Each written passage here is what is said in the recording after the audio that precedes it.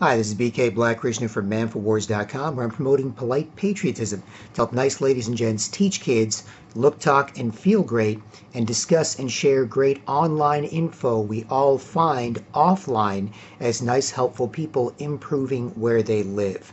So check out the manforwars.com website if you'd like. There's lots of issues that people are having today doing that. That's why you can watch hours of YouTube videos, listen to hours of podcasts, and furiously type lots of comments. And yet when it comes to normal conversations outside of that, all that information is not necessarily contributing to better ones, and there are reasons for that that we can deal with. And you can feel free to comment, subscribe, get in touch with any questions or answers, or to work together. You can also donate. There's PayPal and direct deposit donation links below. Success breeds more, and we'll see that so we can win not just the online but the offline information war. So manforwars.com for more on that.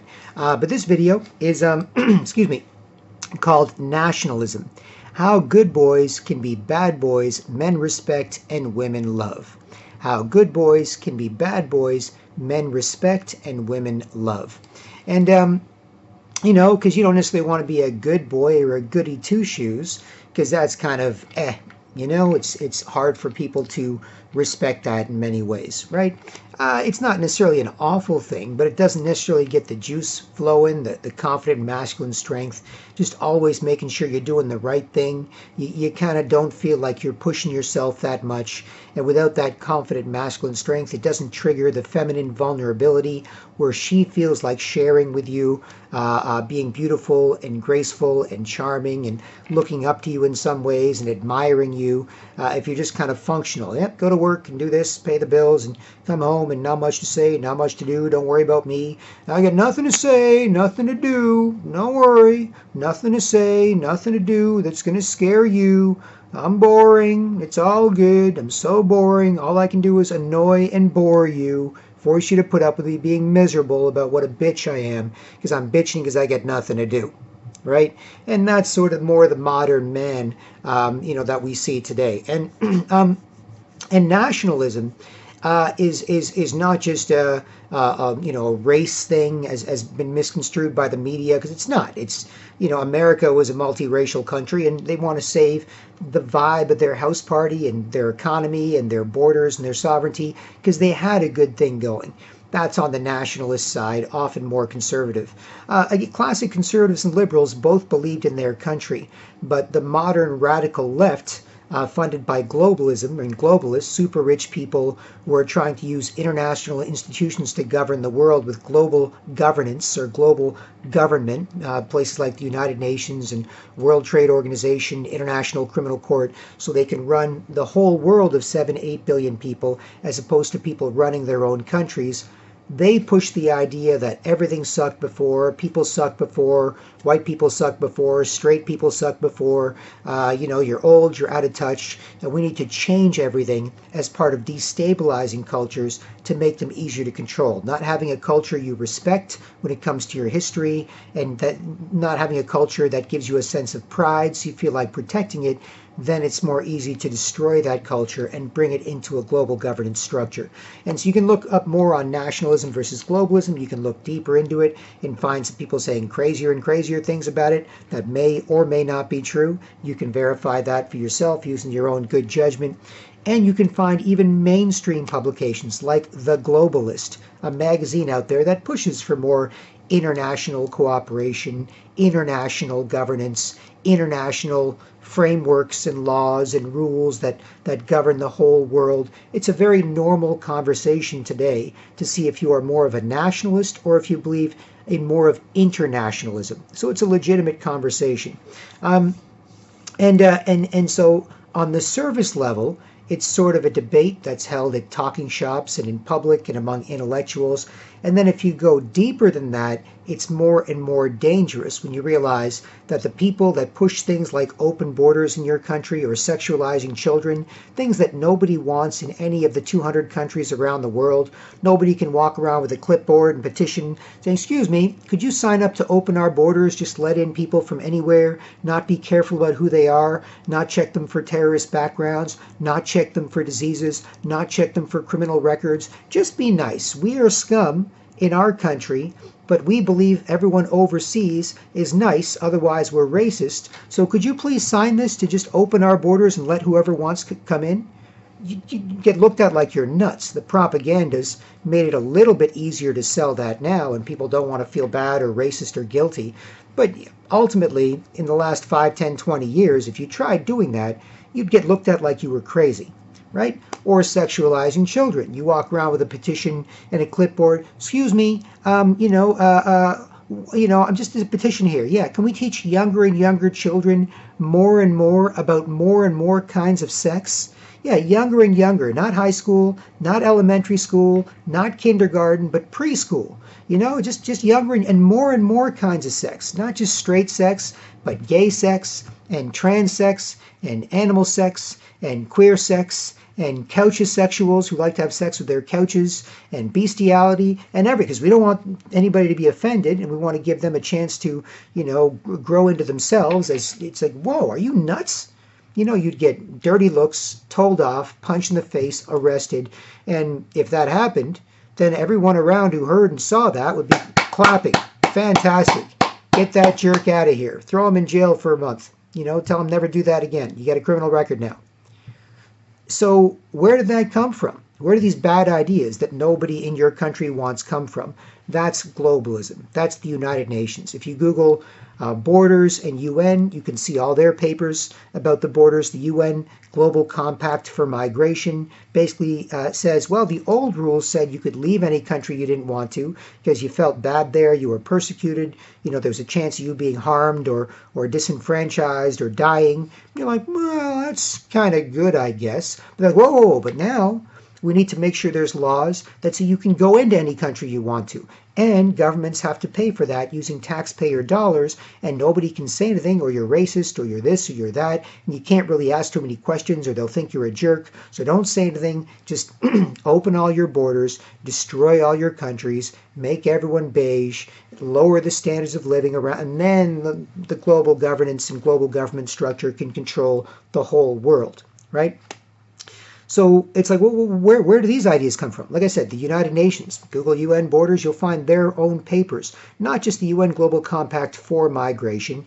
Canada is supposed to be one of those leaders on that, unless we get better governments in there, and we withdraw from that treaty and we stop those policies affecting us here. Trump refused to sign it in the U.S. and many other countries did as well, and that's the UN. Or sexualizing children. That's also from the UN, where in 2010, 2011, they had their exclaimed document with the International Planned Parenthood Federation, and the UN had their own documentation, and the UN, was saying children are sexual beings, children have sexual rights, the United Nations must guarantee the sexual rights of children around the world. And you're thinking in your own country, F you. I don't want you, the UN, to be guaranteeing the sexual rights of children in my country. Go to hell. But that's what they do. And they push it through their NGOs, non-governmental organizations, which really means world governmental organization. It's like, really, you're an organization, but you don't belong to any government. So no Canadian government, American government, no. Which government, who controls you, who backs you, who supports you? Oh, the UN global government. Oh, okay, right? And other international institutions like that, meant to bring about this process. And so, so 2010, 2011, the UN starts popping off. You can Google this or use your search engine online to find this if you want. You can see International Planned Parenthood Federation, exclaim document, EXCLAIM. Google IPPF and exclaim. It'll pop up right there. And that's the same abortion providers that are also part of this on an international level. And so that's 2010, 2011. And what happens 2-3 years later in Canada, 2013, 14, 15? It hits us. It ends up in our school system, in the Ontario school system, in Ontario, a province of Canada, the biggest province in Canada. It ends up in American school systems, in Japanese school systems, in European school systems. That's where these bad ideas come from. Bad ideas that nobody wants in your own country come from there. And that's ultimately evil, because if they weaken and confuse cultures like that, then they will destroy them and control them. So that is the nationalism versus globalism fight. And like I said, nationalism, how good boys can be bad boys men respect and women love, is nationalism, is being a nationalist, defending your country. Not because you hate other people, because you love your own and where you live, and you think you have a good thing going. Could it always be improved? Obviously. But did it suck? No. And is it sucking more now? Yes. Why? Because of that. So instead of saying, no, it did suck, and it does suck now, and we need to make all these changes, you have to say, nope, it was good before, we don't need to make all these changes. We don't need to say that everyone was racist, sexist, and phobic, and white people owned slaves. It's like, no, white Christians ended slavery. It was in practice around the world, in Africa, in South America, in Europe, all over the place. And then a bunch of white Christians said, enough, we can't do this. Jesus would hate it, and they deserve some respect for that from white people, black people, and everybody, right? As opposed to the common understanding. Plus, only 5% of Americans owned slaves. Less than that, might have been 2, 3, 4, 5% at most owned any slaves. Everyone else was a slave themselves. They were a slave in a different way than the black slaves, and they were treated slightly better than the black slaves, but not that much better. They were slaves on a farm, slaves in a factory, slaves in a coal mine, dying from collapses or lung cancer, right? They were their own kind of slaves, right? The black slaves that they brought from Africa were treated worse. You can recognize that, but you can say most people were slaves after a fashion too, and so that misrepresenting of your local history is how the globalists and their influence on your local media and government and education system and so on, tends to screw people up, and your understanding of who you are and where you're from and how you should have pride in that so you can decide where you're going. So that's nationalism, and it can be dangerous. But if you can handle stuff with balls as a man that many other men can't or don't want to, or women often don't want to, because women typically they typically don't want to fight. They typically want to agree, right? They typically want to charm their way out of a bad situation as opposed to fight their way out of a bad situation. They typically want to be more herd-like. Same stripes as a zebra, as all the other zebras, fit in with the zebras. Don't wear white after Labor Day. Don't wear white. What are we all dressing like this year? Great. I've got to spend $1,000, $2,000 or whatever on a bunch of new clothes, right? Whereas men be like, yeah, whatever. I've had this jacket since high school. I love it. It's my favorite one. It's like, what? You need new stuff. It's like, less so. Right? Because we can be more individual culturally. We're raised to be, we've got more testosterone, more balls. Historically, we do that. And we have ultimately, Chairman Mao said all political power comes at the barrel of a gun. And with men, all political power comes with the barrel of a fist. Ultimately, if things go wrong, I've got 22s, right? I've got 22. These are 22s. These are 22 caliber arms. All men are armed, and these are my 22s. Now, I've seen some guys with, 38s, I've seen some guys with 44s, I've seen some guys with 50 cals, just giant 50 caliber arms, right? But ultimately, if it comes down to it, not the size of the dog in the fight, but the size of the fight and the dog, you might still get shot. So let's just not take it there, right? And men can generally imply that easier with each other, right? If we go there, you might win, but you also might get shot, right? Because these 22s will still take out an eye or take out a tooth or take out your face or whatever, right?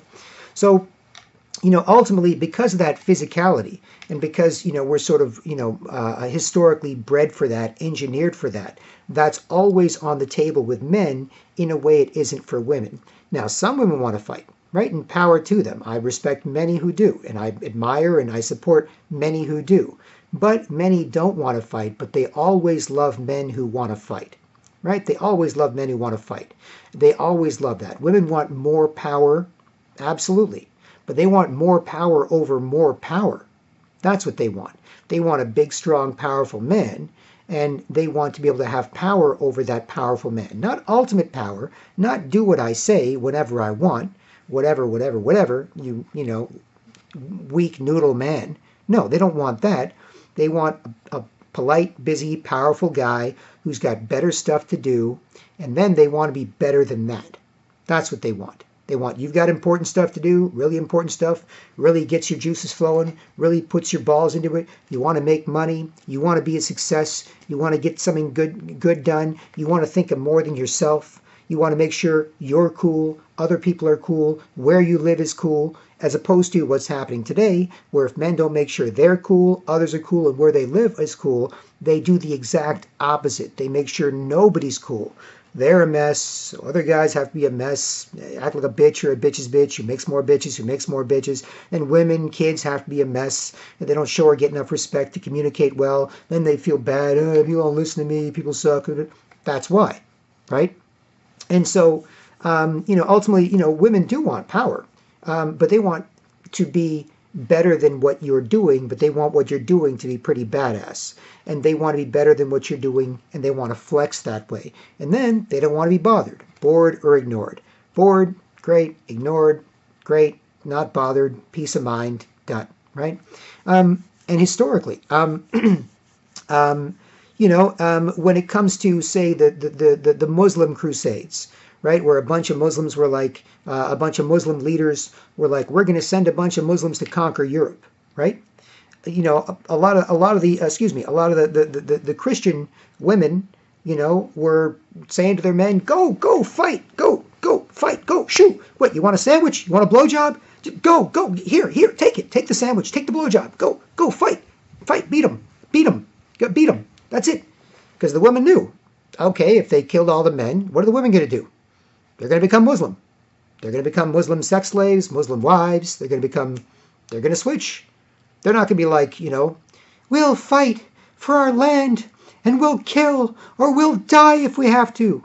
No, they'll be like, okay, how do I put this hijab thing on? Okay, great. What do I do? Okay, great.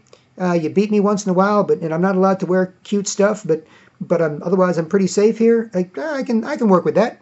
Okay, cool. So now the women are Muslim. Great, done. Right? That's what happens. If the men lose, that's what happens. Right? Or vice versa. Right? Not to be all racist and all that garbage that people are brainwashed to sort of quickly short-circuit any thinking. When the Christians said, all right, you're going to have crusades? No problem, Muslims. We'll have crusades too. We're going to send a bunch of Christians down there, and we're going to take over Muslim world, and we're going to convert you all or kill you. We're going to kill or convert a bunch of you and take over, right? The Muslim women were like, go, please, go, fight them, please. What, you want sandwich? You want falafel? You want blowjob? Here, go, fight, go, fight.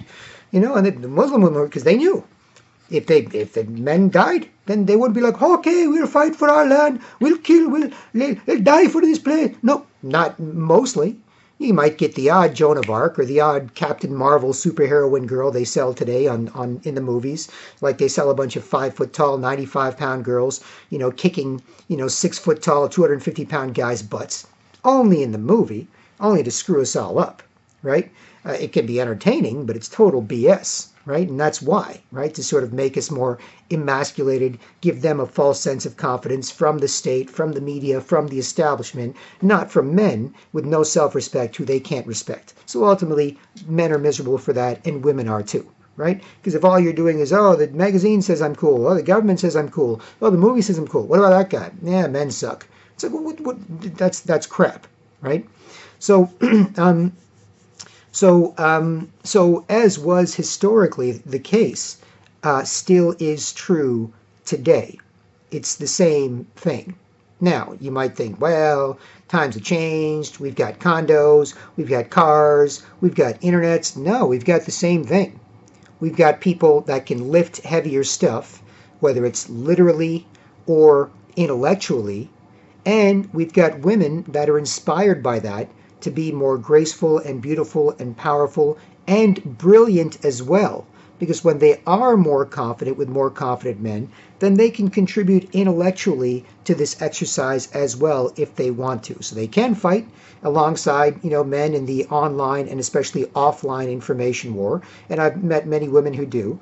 Or they can be the great women's auxiliary, the support system, inspiring men with their grace and their beauty and what they do, and quite proud of being with men in general, or a man worth supporting and being proud of, right? So that's the bigger issue. So, good guys can be bad boys, and that's a bad boy thing to do, right? It's a bad boy thing to do. And I flexed like this for years, and I've had girlfriends, you know, who know what I'm on, right? And and you can check out manforwars.com for how, but I accidentally created Canadian Fight Club by, on video, you can see lots of evidence of this if you want, talking crazy shit like Brad Pitt, and then being super polite like Ed Norton at Tim Hortons, right?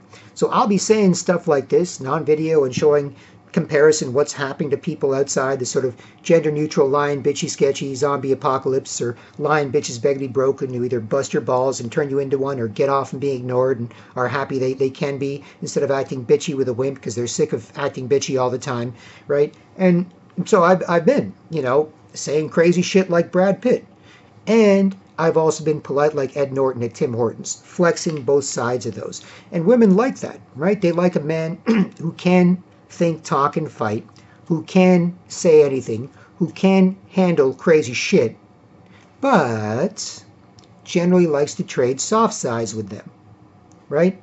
Like if you had a bunch of Navy SEALs who just got back from Afghanistan, you know, or Syria or whatever, and they go to a bar for some beer and chicken wings.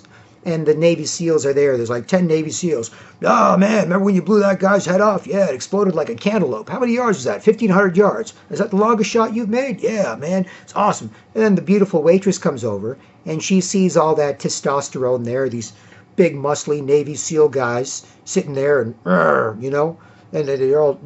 And so she comes over, but she's not coming over to be like, yeah, you blew his head off, eh? Oh, yeah, and the other guy, oh, yeah, you held a knife to his eyeball and said, I'll take this one, and then if you don't tell me what I'll know, I'll take the other one. And then if you don't tell me what I know, I'll take your balls, and I'll shove them in your mouth. And yeah. She's not coming over for that. She's coming over to flex like a woman with some badass dudes, and the dudes who are badass dudes are going to be nice and deferential to this woman, right? That's why. That's also why it's hard to fight with women around, because, you know, verbally or intellectually or physically, because you're supposed to take the edge off, they're supposed to take the edge off, and you're supposed to take the edge off, and that's the masculine, confident masculine strength and confident feminine vulnerability dynamic that's being attacked today, because if you destroy that, you don't have people that respect each other enough and that act nice enough to talk, right? If everyone's kind of the same, then you can't complement each other and get the best of each other. You have to put up with the worst of each other, or at least crappy versions of each other. So back to the Navy SEAL example, 10 Navy SEAL guys talking crap about how they were in Syria or Afghanistan and they were doing really badass stuff and fighting these dudes and shooting and killing and hunting. And then the beautiful waitress comes over and she sees all that testosterone and she goes, I got this. And she sashays over with her cute little top and her cute little skirt, and she brings her big smile. Wow, look at you big strong boys. How are you today? Right? And the guy's like, oh, we're doing much better now that you're here, young lady. And she's like, oh, stop. You're so much fun. You know, and she's flirting and smiling, and they, you know, cut that talking manly, killing people stuff, you know, just drop it for a bit, defer to her. And she brings her best hot girl A game and says, oh, you're so cute. What can I get you boys? And he's like, wow, you could get me a hell of a lot of things, including a big smile, because they're being nice to each other. You can flirt a bit. But, you know, what do you think, guys? A couple of pictures, and then we'll get a couple of baskets of wings? She goes, okay, I'll be right back. He said, well, I'm going to miss you. You know, oh, you boys are so silly. And she's happy with that, and she flirts with them, and she shakes her bum when she walks away. And the guys are like, damn, that was great.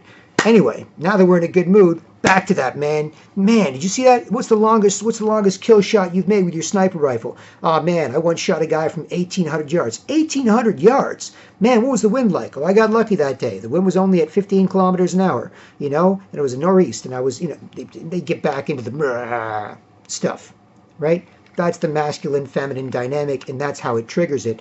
And I've had that as well, where I've been super badass, and I've had the hottest girls in the goddamn world be super sexy and friendly and fun with me and share just gorgeous stuff with me. Like, wow, you're such a badass. And I'm average height, average weight, and average build. Again, that's how I created Canadian Fight Club, right?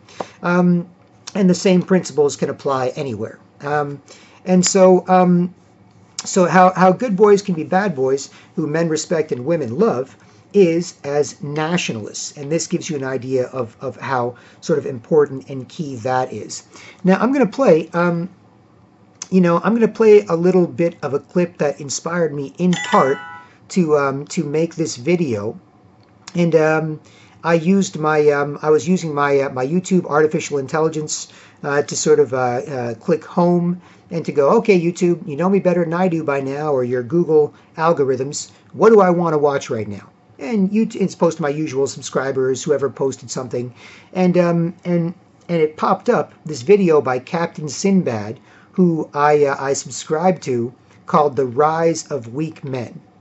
Now, this Captain Sinbad guy, I don't know him much, right? I've only just found him like yesterday, and I only found this video, and I thought, oh, I'll give this a shot, right? Based on, the graphic and the thing and the topic and the length, I'll give this a shot. And turns out this Captain Sinbad guy is a better-looking brown guy than I am. So I was like, that's a kick in the nads. But that's cool. As an alpha male with another alpha male, I can appreciate that. I do want to compete, but ultimately I think I'll lose in this competition. I'm a good-looking brown guy. Like, I am a good-looking brown guy, good-looking guy. But this guy's a better-looking guy than I am. And he talks about, he quotes some authors about the rise of weak men and what the problem is. And then he plays a clip from the classic Brad Pitt, Edward Norton, Helena Bonham Carter, David Fincher movie Fight Club, which came out in 1999. And one of my arguments is it's Fight Club versus The Matrix. Men who normally don't respect each other in public, like in the movie Fight Club. No, yeah, weak lion, crumpled, bitchy, sketchy, pussy man. No, you know how it is. Yeah, you know how it is. And everything sucks. And it's okay. You put up with me. Yeah. Oh, yeah, no, I can do that with you too. Yeah, sure. I'll run away from each other, make each other too uncomfortable. Yeah. See you. You have to act like that in public, right? But in the movie Fight Club, some guys who could respect each other more than normal, especially in private, met privately and could think, talk, fight, and do stuff for where they live, right? And there's no girls around, so you don't have to be nice. Some guys like, be nice. Be a man up. What is it? I don't know if I want to talk about it. How you feeling? You don't want to know. Fuck you. I'm a man. Tell me. I got the balls to at least handle it and properly help. Don't just dump that shit in my lap, right? Not like I can just smile at you like you're a cute girl and that'll fix half the problems. You crazy? Not make you get into it and whatever, right? There's nothing to smile at. Snap out of it. What is it, right? So Fight Club guys get together privately and get some stuff done for where they live, right? The meetings and tables and posters and flyers and making plans and putting ideas out there and locally, controlling your hood, bringing back the code of the streets. Don't lie, look a man in the eye, stay polite and busy or friendly to be respected, out of the way and on your way, cool with each other, firm handshake, whatever, sirs and ma'ams. And then most people straight, great at it, and then others LGBT, whatever. You fit in or you're a jerk. You can't be nice to people like a man or a woman. What are you? You an animal? Even animals can be nice to each other, right? Like what are you if you are bothering people? Constantly bothering people. What type of creature are you?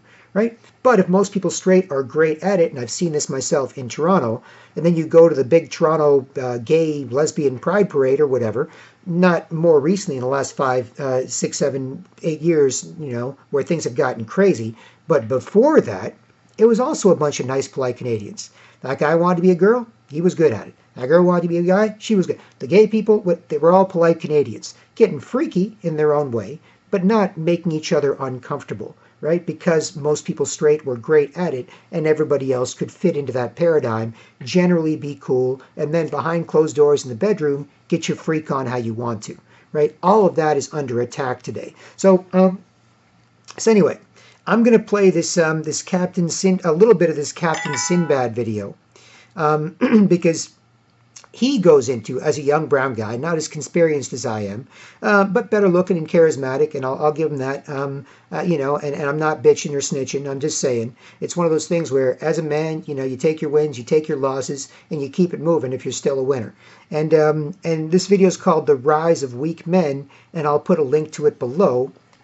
There it is. And there's the Captain Sinbad channel. And I'll play a little bit of this where he talks about what a couple of authors say, and then he shares a short clip from Fight Club, which speaks to his point and the point of this video I'm making now. Memoriam to now. the smaller was the band's loyalty to it. Relieved of moral pretense and stripped of folk costumes, the raw masculinity that all men know in their guts has to do with being good at being a man within a small, embattled gang of men struggling to survive.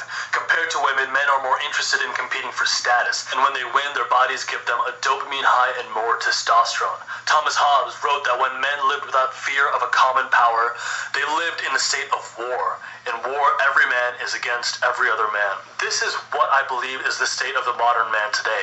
Not having a common enemy, which maybe some would perceive as a good thing. But I would argue it might be somewhat within our intrinsic DNA to always be at war against something as men. Which is why that line from Fight Club really resonated with me. We're the middle children of history, man. No purpose or place. We have no great war, no great depression. Our great war is a spiritual war. Our great depression is our lives. Now, certainly this isn't true everywhere. There are places in the world that are constantly at war, and it provides tremendous tumult. And so there's a bit from Captain Sinbad, and my argument is it's Fight Club versus the Matrix.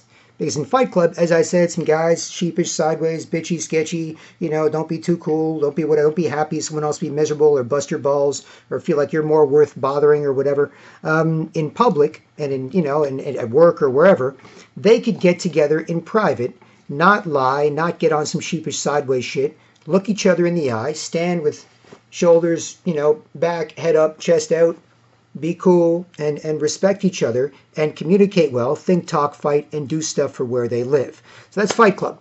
The Matrix is people trapped in the late 20th century live online in pods like retro culture and the internet are doing now. So you could have offline sucks, people suck, this sucks, that sucks. It sucks more and more. And increasingly, you want to look at your phone, get online. You can't be nice enough to meet a girl who you're nice to a few times, like men and women. Or, hey, I see this, waitress at the coffee shop or bar I go to, or restaurant, over and over again. And we're nicer to each other consistently. And the more I'm a cool guy, the more she can be a nice, cute girl. And now, hey, you know what? I feel like asking her out. And based on our chemistry, we should, it shouldn't be something that she finds offensive anyway. And so our egos should be cool. And she'll either go out with me and we'll go out and we'll try it out and see if we're cool with each other and want to do it again, or we won't. Who cares, right? Compare that to, Tinder, right? Where it's like swipe right, swipe right, swipe right, swipe right. Man, I swiped right 300 times today. I hope one of these random bitches messages me back. Probably the most insecure one.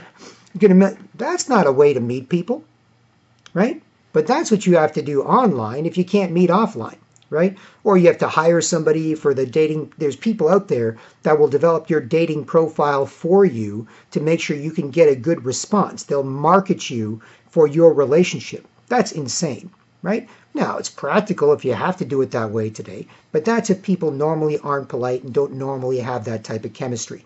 And so when it comes to what Captain Sinbad was talking about and the clip from Fight Club, there is a great war today, and that great war is nationalism versus globalism. You can look into it, and you can find that you've got nationalist leaders like Trump in America. If you're just like the NPC, non-player character, orange man bad, no, Trump makes people feel bad, must feel bad because they feel bad, so I feel bad, don't say, that's not informed and empowered, right? That's on the more radical left, side, you have to hate.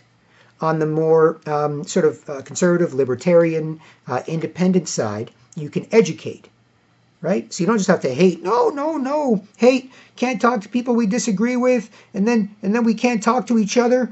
And then we make it hard to talk because we're all messed up because we can't talk and we make each other uncomfortable. So it makes it harder to talk. And anybody says anything different, no, too weak to handle it. So you can only hate. You can't educate.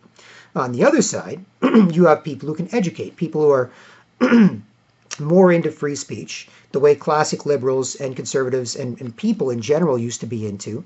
And in the same way that you can go up to a group of Christians on the street who are, handing out stuff and preaching on the street, not being obnoxious jerks or whatever. Not everyone's perfect, but just a group out there of polite conservative, or conspiracist, people out there, like our group with Toronto Truth Seekers, for example, a few years ago, and we're cool. If you disagree, it's fine.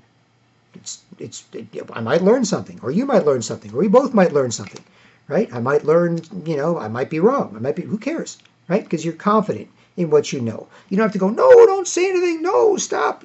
No, somebody who's not here, who's not even hearing us, will feel awful, and it's all your fault. It's like, that's insane.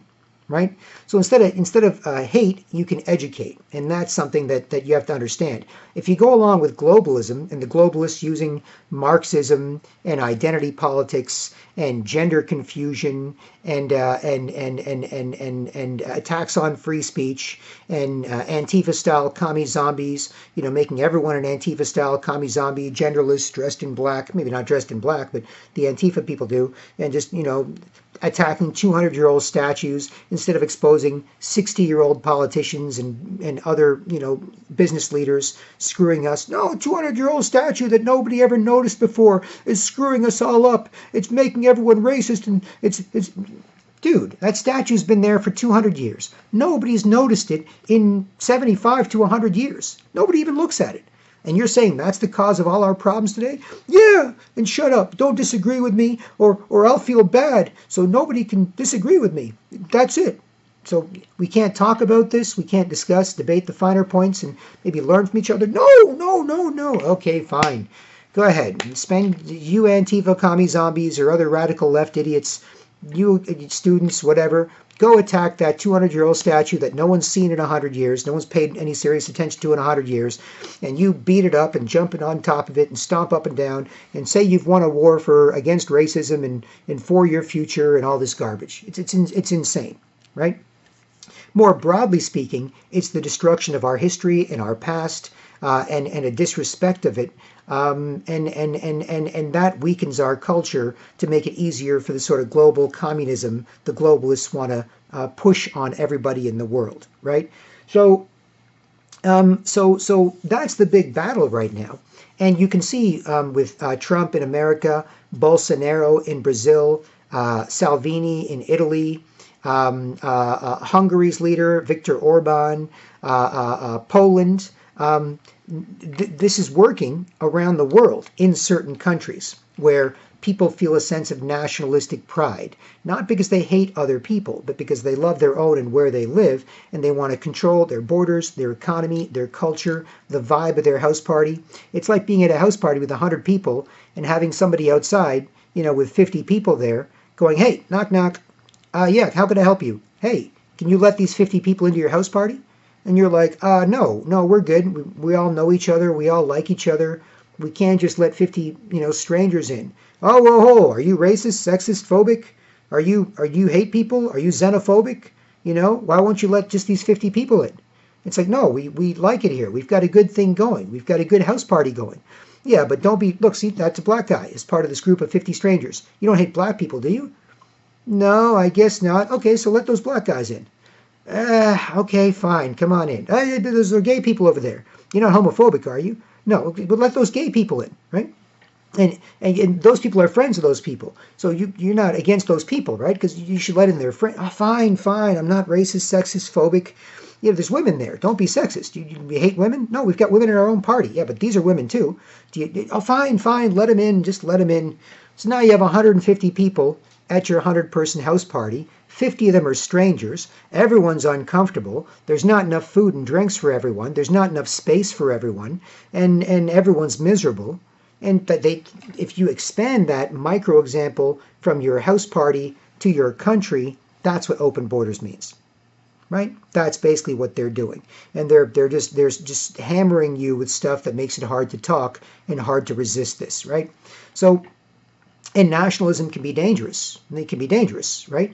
In the sense that you're going to get some pushback from people out there who think you're being racist or sexist or phobic or xenophobic or whatever. You could possibly get attacked by different groups like Antifa or whatever.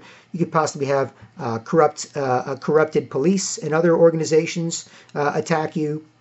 You could get social ostracism from people. And that's why, if men can handle this stuff more than women can, and make it easier for the women who want to handle it too, then that would be, ideal.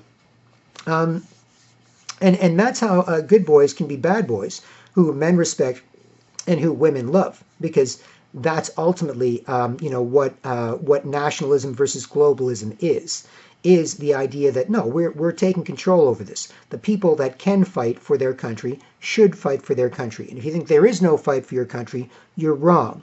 The people that can fight the desire to hate and shut down free speech and make it harder for people to communicate versus the people that want to educate can get out there in the public, right? They can get out there. Like my colleagues and I at Toronto Truth Seekers back in the day, we had a table at Dundas Square in the heart of Toronto, right by a giant mall, the Eaton Centre, and it's kind of in the center of the city with thousands of people going all over the place, going here and there. And we just chilled out at this table, and it was about 15, 20 of us every Saturday for 4 hours, 3-4 hours or so. And we would hand out flyers and DVDs. We'd have people would see us and see our signs, and some people would be curious. They'd heard a little bit of this, a little bit of that, like everybody has, and they'd come up and talk to us, and we'd talk to them. Sometimes it got heated, sometimes it didn't. But the only people that looked really bad were, back in the day, when there's only a few of them, the Antifa-style commie zombies, the miserable, bitchy, hate, can't educate, genderless, screw you, you people are crazy, hey, I'm yelling and bothering everyone and making everyone miserable with how bad I feel about those nice people sitting there at a table and politely minding their business and talking to each other or politely engaging with people that want to engage with them. You people are crazy. And they would look crazy. They would look crazy, right? We didn't look crazy at our table. The people around us who were engaging with us didn't look crazy. The people who were just walking by minding their own business, they didn't look crazy. This person complaining about us, being bad looked crazy, right? Not the people that were discussing with us and agreeing and disagreeing and debating things, but just the crazy people that flipped out over the idea that you would challenge some establishment narratives. They're the ones who look crazy. And now fast forward several years, and that sort of crazy shut down free speech idea is going more and more mainstream as the globalists use the radical left to corrupt modern liberals and make everyone put up with and act like them, especially offline, whereas online there's a bit more diversity of thought out there that we can nurture and that we can take offline if we've got the balls to. So anyway, just some thoughts, right, on nationalism versus globalism. And that's why I said nationalism, how good boys can be bad boys, men respect and women love. So anyway, feel free to comment, subscribe, get in touch with any questions or answers or to interview or whatever. Feel free to support. PayPal, direct deposit, links below. And yeah, success breeds more. And I'm somebody that's sort of, one of the more recent pioneers in the offline information war. Because I didn't just want to do this. I wanted to get out there and prove, what people were cool with, because people were generally not cool and not cool with each other. And so I did that. And it's fine. People are fine with it, so it's okay. And if it's okay in a diversity like Toronto with all the different kinds of people, then it could be okay around the world. We just have to leverage that if we want, either with my efforts or with other efforts, to sort of see it happen elsewhere. And then we're good to go. And there you have it. So yeah, get in touch, all that stuff, or subscribe, comment, or support financially, and so on. And otherwise, BK Black Krishna from manforwars.com. I hope this helps, and I'll talk to you soon. Cheers.